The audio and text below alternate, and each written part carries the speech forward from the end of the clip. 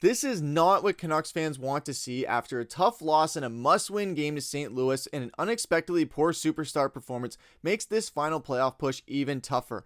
And one superstar is silencing critics with his level of play since the trade deadline. We're going to be breaking down all of that in this episode of Canucks Digest, but first we have a special offer we want to present to you guys. We are kicking off a March Madness bracket for the channel. We've partnered with the Hot Takes app and other Digest channels for this event. It's completely free to sign up. Just download the Hot Takes app and find the Digest group to join the competition. This is really exciting as there is over $35,000 in prizes to be won, and since there's such a smaller pool of people participating, there's a real chance of winning big compared to other bracket challenges out there. Check out the link below or scan the QR code to download the app, and make sure to use the promo code DIGEST in all caps to get exclusive perks when signing in. Again, it's completely free to sign up and a serious chance to win big. If you're having trouble signing up, please reach out to us in the email below, and we are excited to see you in this March Madness bracket pool. And with that, let's hop into the first topic of the day, which is Captain Quinn's rough night. So obviously last night it was a tough loss for us. We needed that game. It was a big chance to get 2 points out of it. We ended up getting 1 point because it was an overtime game, but it was a big game and you could feel the energy in St. Louis last night. We knew the Canucks fans were desperately trying to get a win. We knew the Canucks were desperately trying to get a win, and it unfortunately did not go in our favor. Brock Boeser had a fantastic game. Pettersson, a lot of people are going to come after him in the comments. I know you guys are coming, but the person that I want to look at who had a rough game is Captain Quinn Hughes. Now, I know you're looking at that stat line saying, Griff, what's abnormal about that? That's a typical Quinn Hughes night, minus the plus-minus rate, with the plus-minus rating probably being a bit better usually, getting more shots on net and maybe getting another point or so. However, you look at the shifts he played, 28 shifts, 30 minutes and 18 seconds. Now, that's generally pretty typical of Quinn Hughes. However, when it came to this game, this was a game where Quinn Hughes was a liability. I know we're used to seeing Quinn Hughes in God mode and just being unstoppable and being basically Connor McDavid in a defenseman or the next Bobby Orr. There is going to be nights where it doesn't go your way. There is going to be nights where Quinn Hughes is going to look mortal, but my God, did last night look terrible for him. I know he was still doing the best that he could. He was busting his ass. He was out there working the whole entire game. However, that slip up that happened within the last minute of regulation where he couldn't find his footing, the puck slipped out. Luckily, we were able to get it back in and Boeser got that goal with only 2 or 3 seconds left on the clock. But when that happened, I was losing my mind. When he had that tip-in goal happen off his stick, I was losing my mind. When ultimately what happened here made me lose my mind. And a lot of people on social media were very pissed off about this. I was being one of them because what are you doing here, Quinn? You took a shot later in the third period or earlier in overtime that was a hero shot that didn't go through.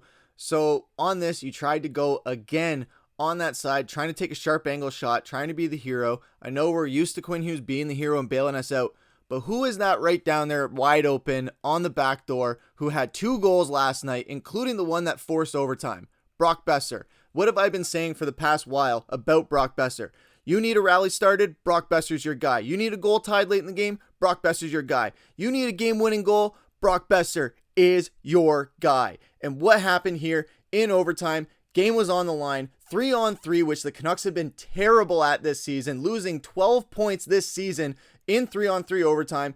And what are you doing here? Brock Boeser, wide open, backdoor, money shot for him, guaranteed goal basically, and you take the sharp angle shot and try to be the hero in a game where, yes, you've been struggling. Maybe you felt you needed to redeem yourself there. You had that tip-in goal that went off your stick that didn't rub you the right way. You stumbled later in the third period that didn't go your way. And then you try to redeem yourself here. I understand trying to redeem it. However, what are you doing there? You have Brock Boeser. He's been cooking. Obviously, it's not someone you dislike. If this was JT Miller and Pettersson, maybe I would understand JT Miller not passing the puck, or maybe I'd understand Elias Pettersson not passing the puck. But this is one of your best friends of the past 6 years. The guy that you want to stay in Vancouver. The guy that has been playing his butt off the past 2 games, scoring 4 goals in those 2 games, including 2 last night that got you guys to overtime late in the game. And you're not passing it to him in overtime, wide open. 3-on-3, short side, against a goalie who's been on fire, who won gold for Canada, and then it just was very unfortunate. And everyone's going to jump on Petey for that giveaway later in overtime that led to the odd man rush. But what else happened on that play? Jake DeBrusk's piss poor effort of a shift change. That was another thing that we saw in there where he couldn't get off the ice fast enough, led to a major gap wide open on that side. So yes, everyone is going to pile on Petey in the comments. But when you look at what happened in that game and what happened in overtime, Pettersson wasn't the problem in that game. If anything, for the first time I feel like I'm ever saying it, is that Quinn Hughes was a liability last night. I know people won't want to admit it because Quinn Hughes is basically a god to us Canucks fans and to this organization. However, every dog has his day, and unfortunately Quinn Hughes had his day on the worst of times to happen because this was a must-win game for Vancouver. Could have gotten two points out of it. It was just very unfortunate to see that some of our biggest guys could not step up, including our captain, who had probably one of the worst games of his career. I know he was tired. There was a lot of shifts where he was out there for 3 minutes, 2 minutes, and he was looking gassed. So I don't really appreciate the coaching there. I know he was probably wanting to stay out there. Obviously, he's your best player. You want him to be out on the ice. However, it was a liability and a casualty for the Canucks last night. But what did you guys think on the game? Do you guys think I'm being too harsh, or do you guys think it's absolutely justified based on what we saw last night? And do you guys wish that Brock Boeser had gotten that puck on that play? Let us know what you guys have to say down in the comments. That's going to take us into our second topic of the day, which is the Canucks traded the right player. I don't care what anybody says. When you look at since the trade deadline, Elias Pettersson is tied for 4th in the NHL with 10 points in 8 games. He also has thrown 16 hits, while his 14 block shots are the most by any forward since March 7th. EP40 is stepping up at both ends of the ice. And before you guys get on me in the comments, if you guys didn't see the graphic in yesterday's video, I'll show it again here. JT Miller has not scored in his last 8 games. So everyone that's in the comments saying, oh, we traded the wrong player, PDU is the one that we should have gotten rid of, I would argue otherwise, because look at what he has been able to do in the past few games since the trade deadline, and look at what JT Miller has been doing in New York. He got there, he started off really hot, he just was off to the races, and then fizzled out, just like a lot of the other Rangers players have been doing. Hopefully, this leads to PD just smacking him around tomorrow night in Madison Square Garden. It's going to be a revenge game for the Canucks against JT Miller, against Carson Soucy, and there's going to be some blood there. I feel like there's going to be a scrap or two. I feel like Miller is going to drop the gloves with one of them. It might be interesting to see if there's maybe a fight between Miller and Pettersson. I don't know exactly. I know Pettersson's not much of a fighter, but I think we're definitely going to see some physicality and laying hits against each other. We didn't see it in the Four Nations like we expected, but that was the Four Nations.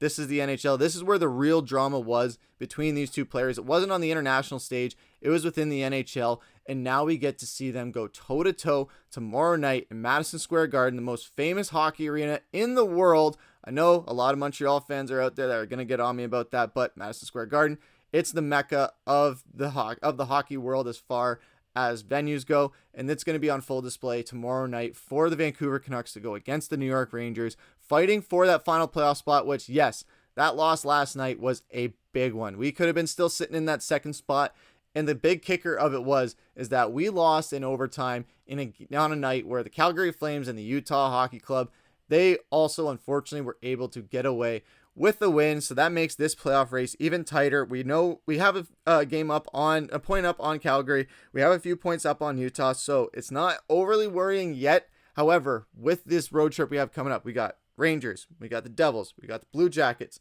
then we got the Jets again. It's going to be a murderer's row of teams that we're going to play against. That Jets one at the end there, really hoping that the Canucks get a statement win on that one like they did against their last game against the Jets. However, this is going to be a big, tough stretch down the road. I'm really hoping that because we're playing Eastern Conference teams, that as much as it's going to be stressful, we need the points right now. We suck at 3-on-3. Last night was a big example of that. However, we need as many points as we can get here. So if we can go into overtime or go into a shootout and steal those 2-point wins against Eastern Conference teams, I will be very happy, even though my heart won't be, because my stress levels will be through the roof, because like they were last night. Last night, that was a lot of anxiety with that goal, no goal that went off the post, the no goal that didn't cross the line that a lot of Blues fans thought crossed the line, and then ultimately the dagger at the end. So lots of heartbreak happening for Canucks fans right now, but we're hoping that the heartbreak is able to stop tomorrow night against the New York Rangers. Game 2 of the 6-game road trip. It's going to be a brutal one. It's going to be tough, but we're all in this together, and we're hoping to see the Canucks prevail and finally steal away that final wild card spot that they've been fighting for the past almost entire season. It feels like this is crazy how we've seen a drop off like this for the Canucks, going from division champs all the way down to fighting for that wild card spot when it looked like this team improved in the offseason. But here we are. This is the situation we're in. This is where this is the hand we've been dealt.